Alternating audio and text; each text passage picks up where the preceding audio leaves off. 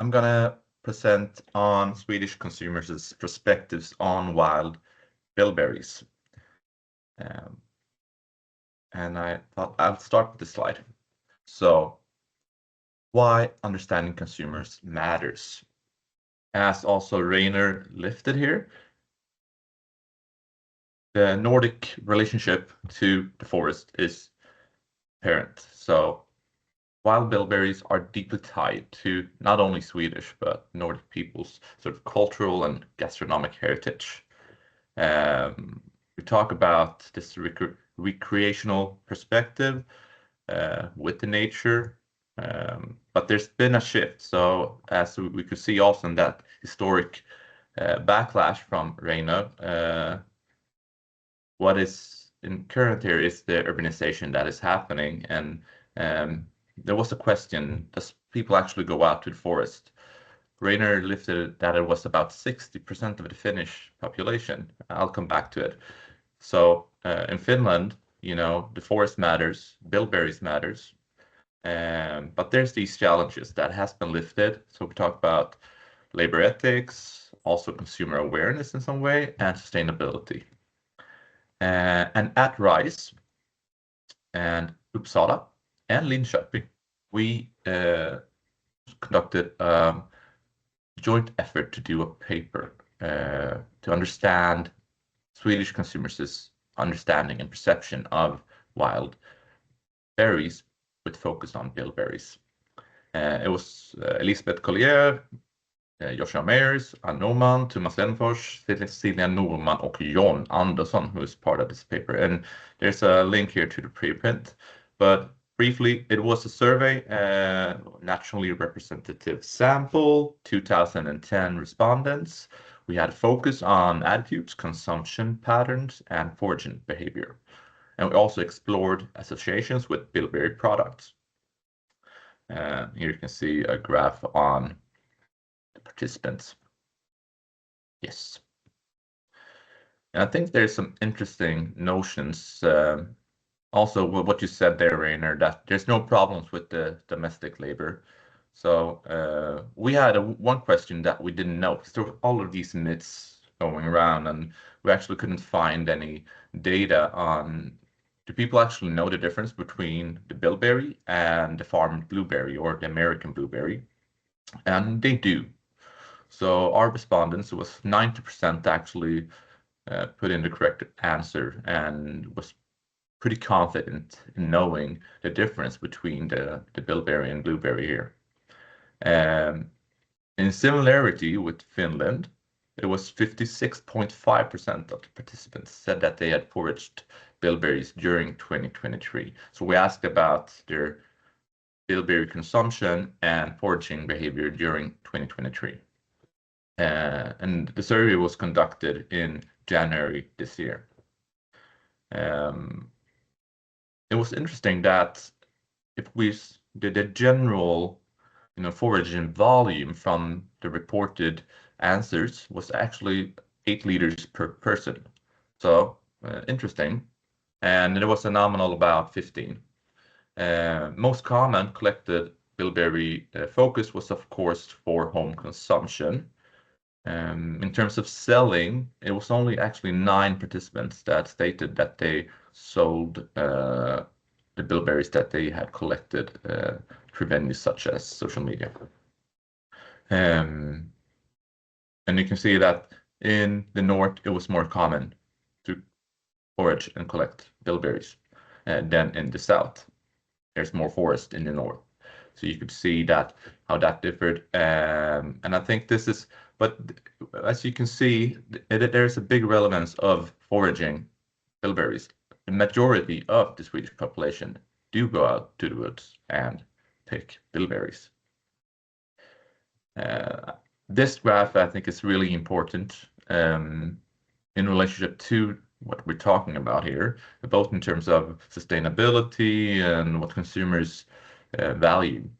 So it actually reported that the Swedish origin and the bilberry was the most important factor when buying bilberry products or blueberry, because there's this misunderstanding, I think. If you talk about the processed berry products, it's only said as blåbärssylt, for example, as you could see the anus jam in the beginning. But we don't differ between the Swedish and the farm bilberry and blueberry in the same way when it comes to processed foods. So there's a possibility here. Also, the sensory enjoyment, the labor conditions was reported as the least important. And I think this is it should be higher, and it's important for the industry and for us here in this network to actually to emphasize, and it has been, you know, in media. So this was pretty somewhat surprising, I would say.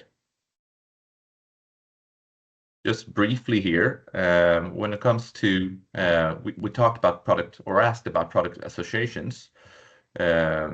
And what happened was that you can see it up in the top left that we had a spread of products, and then we had all of these attributes that we asked the participants to relate to these products.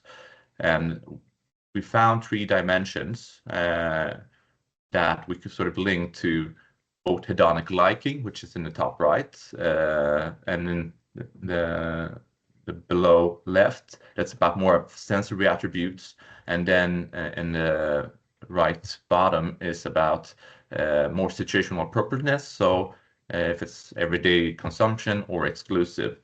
And I think what is I will not go into this in depth, but there are some interesting elements here of what is seen as luxury and not. So frozen berries was more of a mundane consumption product, while, you know, fresh was more luxury. It was more common as seen as in the north as an everyday consumption product of eating bilberries, and more seen as a luxury in general, you know, bilberry in the south. So how do we build a sustainable wild bilberry market? I think that's so but what can we say from studies like this and what Reino said and Charlotta? Well, we need to reduce the labor dependency as we lifted, and I had a suggestion here that, okay, is it, and I think it seems to go in line with both Charlotta and Reino, that maybe industrial innovation for more efficient commercial picking. Maybe it seems to be the way forward. And there's a possibility here that if we can enhance consumer awareness of the origin, so if it is the most important factor when buying blueberry products, that it's a bilberry from Sweden, that needs to be lifted. That could actually entail for more price premium. Also, working conditions could entail a higher price. We also had this about price sensitivity in the study, and it was a pretty low price premium, but still it was a possibility to increase the price with better working conditions, and this is a possibility here, I think, for the industry. But also that product development needs to align with ideas of health and naturalness, different trends. And I think in terms of shaping the future of wild berries, that we have all of these now references, as Charlotta lifted here with John Andersson, and they have this barometer. We have different understandings of the Swedish and Finnish and the other Nordic markets, that we need to do or entail collaborations between research, industry, and policy, and look into a consumer-driven innovation process, but also technological innovation in terms of more efficient berry picking. Yeah, that was my brief presentation, and I think we can have some questions now about maybe future directions and thoughts about the labor market and the more of the commercial market here from a Swedish perspective. Thank you.